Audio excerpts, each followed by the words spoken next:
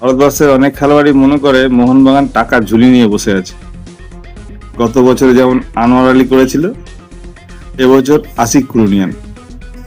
আনোয়ার আলীর ক্ষেত্রে সামান্য পরিপ্রেক্ষিটা আলাদা হলেও আনোয়ার আলী চেয়েছিল স্থায়ী চুক্তির সঙ্গে স্যালারি পাওয়া, আর আশিক কুরুনিয়ান সারা বছর ফুটবলটাই খেলল না। চোটগ্রস্ত অবস্থায় মাঠের বাইরে থেকেও তার নাকি স্যালারি বাড়াতে হবে।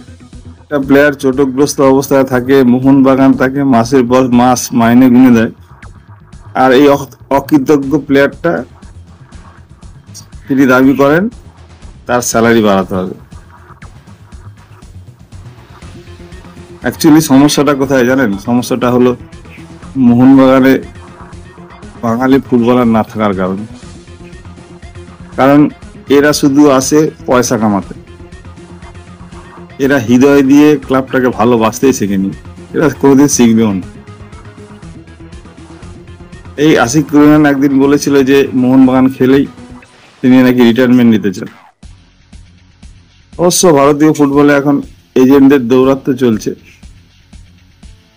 এজেন্টরা একটা প্লেয়ারকে এসে টোপ দেয়, সেই প্লেয়ারটা টোপটা গিলে নিলেই তার বাড়তি কিছু আয় হয়ে যায়।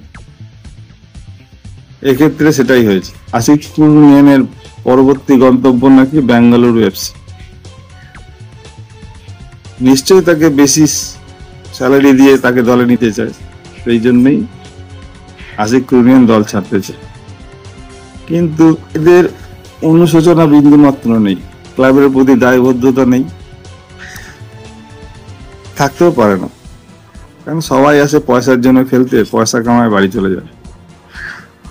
এদের দায়বদ্ধতা থাকবে কেন? মোহনবাগানের উচিত এখন থেকেই বাঙালি ফুটবলার তৈরি করা, যাতে আগামীতে এইসব দিন না দেখতে হয়।